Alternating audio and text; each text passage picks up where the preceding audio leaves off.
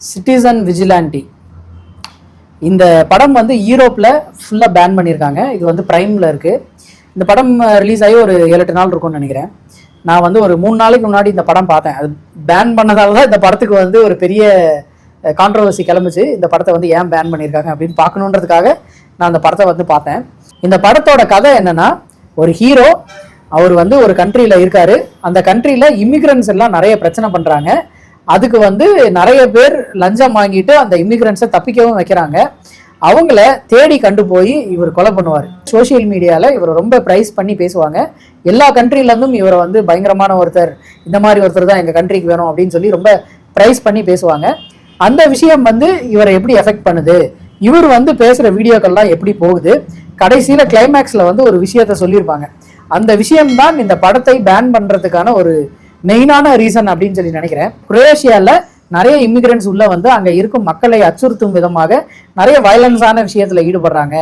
ஆனால் உள்ளே வந்தவங்களுக்கு இந்த மாதிரி இதெல்லாம் தெரியாது அப்படின்றதால அவங்கள வந்து ஈஸியாக இவங்க வந்து விடுதலை பண்ணிடுறாங்க அப்படின்னு சொல்லி ஒரு கான்ட்ரவர்சி வந்து இருக்குது. அதை வந்து முறியடிக்கும் வகையாக தான் இவர் வந்து எல்லாமே பண்ணுறாரு. படம் ஆரம்பிக்கும் போது ஒரு நார்மலான விதத்தில் தான் ஆரம்பிக்குது. கொஞ்சம் கொஞ்சமாக வந்து பில்டப் பண்ணிகிட்டே இருக்காங்க. இவரை பிடிப்பதற்காக போலீஸ் வந்து ரொம்ப ட்ரை பண்ணுறாங்க, இன்டர்போல் வந்து ட்ரை பண்ணுறாங்க அப்படின்னு சொல்லி நிறைய ஷார்ட்ஸ் வந்து வச்சுருப்பாங்க. அவர் வந்து ஒரு ரியல் எஸ்டேட் பண்ணுறவர், பில்டிங்ஸை வந்து வாடகைக்கு கொடுக்குறவங்க. அந்த மாதிரி ஒரு இடமா போய் பில்டிங்ஸ் எல்லாம் இன்ஸ்பெக்ட் பண்ணி ரிப்போர்ட்ஸ் எல்லாமே அவங்க ஆஃபீஸில் போயிட்டு இது ஏன் இப்படி இருக்குது, என்ன பிரச்சனை அப்படின்னு சொல்லி ரிப்போர்ட்ஸ் எல்லாம் கேட்டு பார்ப்பாரு.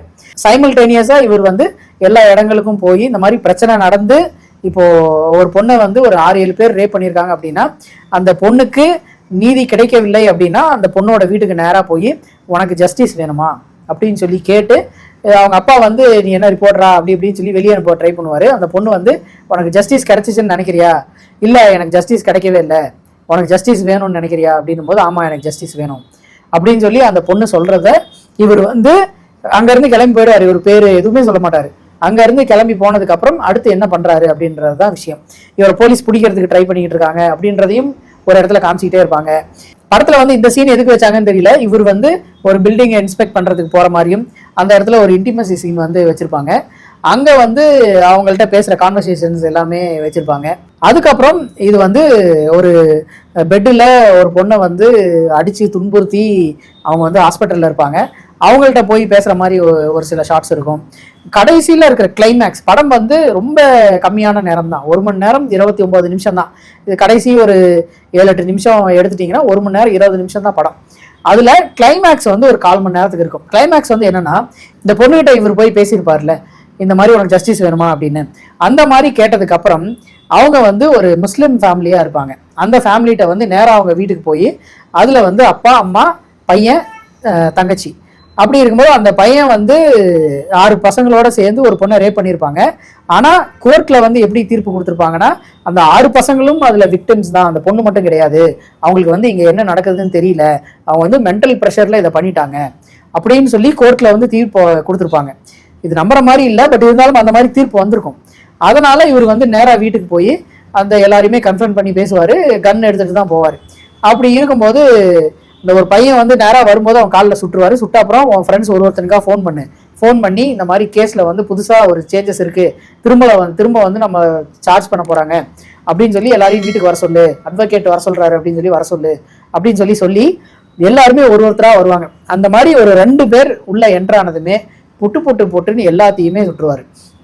நடுவில் வந்து இதில் ஒரு சென்சிட்டிவான ஒரு டைலாக் இருக்கும். என்னன்னா, அவங்க வந்து கன் பாயிண்ட்ல இருக்கும்போது அந்த தங்கச்சியோ அக்காவோ அவங்கள்ட்ட வந்து கேட்பாங்க, இந்த மாதிரி நீங்கள் வந்து வேற ஒரு கண்ட்ரிலேருந்து இங்கே வந்திருக்கீங்க, நீங்கள் உங்களோட ரிலீஜியஸோட வேல்யூஸ்க்கும் எங்களோட டெமோக்ரஸியில் ஏன் கை வைக்கிறீங்க அப்படின்னும் போது அவங்க வந்து அந்த பொண்ணு ரேப் பண்ணப்பட வேண்டியவள் அப்படின்னு சொல்லி ஷீ டிசர்வ்ட் இட் அப்படின்னு சொல்லி அவங்க சோஷியல் மீடியாவில் போஸ்ட் பண்ணியிருப்பாங்க. இதுக்காக அவர் வந்து இந்த கேள்வியை கேட்பார். அப்போ வந்து இவங்கெல்லாம் ரொம்ப மோசமாக இருக்காங்க, அவங்க வந்து ட்ரெஸ்ஸிங் யாருமே சரியாக பண்ணுறதில்ல, எல்லாருமே ப்ரெஸ்ட்டை காமிச்சிக்கிட்டும் கால் தொடைய காமிச்சிக்கிட்டும் எல்லாருமே ட்ரெஸ் பண்ணுறாங்க, அதனால தான் பசங்களுக்கு வந்து மனசு மாறுது அப்படின்னு சொல்லி பேசுவாங்க. அப்போது அவர் கேட்குற கேள்வி என்னென்னா, இந்த உங்கள் கண்ட்ரியில் உங்களுக்கு இருந்த ரிலீஜியஸ் வேல்யூஸ் வேறு, எங்கள் கண்ட்ரியில் எங்களுக்கு இருக்கிற கல்ச்சுரல் வேல்யூஸ் வேறு. அப்படி இருக்கும்போது என் கண்ட்ரிக்கு நீ எங்கேருந்தோ வந்துட்டு என்ன நீ தப்புன்னு சொல்லி எப்படி சொல்லலாம் அப்படின்னு சொல்லி ஒரு கேள்வி கேட்பாரு. இந்த விஷயத்துக்காக தான் இது வந்து ரொம்ப சென்சிட்டிவாக மாறுச்சு. ஏன்னா இப்போ எல்லா மேலை நாடுகள்லையும் இதுதான் நடக்குது. அமெரிக்காவில் இப்போ கண்ட்ரோல் பண்ணிட்டாங்க. யூகேல மற்ற கண்ட்ரிஸ் எல்லாத்துலேயுமே மற்ற நாடுகளிலிருந்து உள்ளே வந்துட்டு அவங்களோட கல்ச்சுரல் வேல்யூஸும் அவங்களோட ரிலீஜியஸ் வேல்யூஸையுமே அங்கே வந்து பெருசாக இது பண்ணிட்டு இருக்காங்க. ஏன் இங்கே இருக்கிற இந்தியன்ஸு யூகேக்கும் யூஎஸ்க்கும் போனால் அங்கே வந்து புது வீட்டுக்கு வந்து போகிறாங்க அப்படின்னா அங்கே ஓமகுண்டம் வளர்க்குறது, அங்கே வந்து எல்லாமே வுட்டில் தான் வீடு எல்லாமே இருக்கும். இங்கே பக்கத்து வீட்டுக்காரங்க வந்து ஃபயர் இன்ஜின் ஃபோன் பண்ணி அவங்கெல்லாம் வந்து புகையை அணைச்ச கதைலாம் இருக்குது. அந்த மாதிரி நம்ம எந்த இடத்துல இருக்கோம், நம்ம வந்து இந்த கல்ச்சுரல் வேல்யூஸை மதிக்கணும் அப்படின்றத தாண்டி ரிலீஜியஸ் வேல்யூஸாக அங்கே வந்து பெருசாக நினைக்கிறாங்க அப்படின்றது தான் இந்த படத்தோட மைய கரு. இதுதான் இந்த படத்தை வந்து யூரோப்பில் பேன் பண்ணுறதுக்கான ஒரு விஷயம். ஏன்னா இந்த படத்தை பார்த்துட்டு எல்லாரும் ரோட்டில் இறங்கிட்டானுங்கன்னா என்ன பண்ணுறது, எல்லாரும் வந்து தப்பு நடந்தால் அந்த இடத்துல அந்த ஒருத்தருக்கு வந்து நியாயம் கிடைக்கல அப்படின்னும் போது எல்லாருமே இந்த மாதிரி இறங்கிட்டா என்ன பண்ணுறது அப்படின்றதால இந்த விஷயத்தை வந்து இந்த படத்தை வந்து யூரோப்பில் பேன் பண்ணியிருக்காங்க. பட் ஓவராலாக படம் வந்து கேமரா ஒர்க் நார்மலாக தான் இருக்கும், மியூசிக்ஸ் அந்த அளவுக்கு பெருசாக இருக்காது. அந்த ஹீரோவோட பேர் வந்து ஆர்மி ஹேமர். அவர் வந்து நல்லா பண்ணியிருப்பார். அவர் சூப்பராக அந்த சப்டிலான ஒரு ஆக்டிங் வந்து எல்லா இடத்துலையுமே இருக்கும். அப்புறம் வந்து படத்தோட டேரக்டர் வந்து யூ போல் அப்படின்னு நினைக்கிறேன், யூ போல் அப்படின்னு சொல்லி அவரோட பேர். அவர் ப்ரொடியூசரும் அவரே தான். ப்ரொடியூசரும் அவரும் இன்னொருத்தரும் சேர்ந்து தான் பண்ணியிருக்காங்க. இந்த படம் வந்து ஒரு பெரிய இம்பேக்டை ஏற்படுத்துச்சா அப்படின்னா கொஞ்சம் அக்செப்டபிளாக தான் இருந்தது. ஏன்னா நீங்கள் வந்து இன்னொரு கண்ட்ரிக்கு போகிறீங்க, நீங்கள் உங்கள் கண்ட்ரியில் எப்படி வேணாலும் இருக்கலாம். ஆனால் இன்னொரு கண்ட்ரிக்கு போனீங்கன்னா உங்களை வந்து அந்த மாதிரி இருக்க சொல்ல, பட் மற்றவங்க அந்த மாதிரி இருக்காங்கன்னு சொல்லி நீங்கள் எப்படி குறை சொல்ல முடியும் அப்படின்ற ஒரு விஷயம் வந்து பாயிண்ட்ல சொல்லியிருந்தாங்க. இவ்வளோ டெமோக்ரஸி பேசுகிற ஒரு கண்ட்ரியில் வந்து இந்த மாதிரி ஒரு படத்தை பேன் பண்ணியிருக்காங்க அப்படின்றது ரொம்பவே ஆச்சரியமாக இருந்தது. இந்த படம் வந்து இதை பேன் பண்ணதுக்காக தான் இந்த படத்தை வந்து நான் பார்த்தேன். பட் உங்களுக்கும் டைம் இருந்தால் படத்தை உட்காந்து பாருங்க. நீங்கள் பார்த்துட்டு உங்களோட கருத்துக்களை வந்து நீங்கள் கமெண்ட்ஸில் சொல்லலாம். படம் எடுத்த விதமெல்லாம் நார்மலாக இருந்தாலும் கடைசியாக அந்த 1/4 மணி நேரம் கிளைமேக்ஸ் வந்து கொஞ்சம் ஸ்ட்ராங்காக சொல்லியிருப்பாங்க. அவங்க பேசின டைலாக்ஸ் எல்லாம் உன்னிப்பாக கவனிச்சிங்கன்னா ரொம்பவே நல்லா பண்ணியிருப்பாங்க. ஃப்ரீயாக இருந்தீங்கன்னா படத்தை ஒரு தடவை பாருங்கள். சிட்டிசன் விஜிலாண்டி படத்தோட பேர்.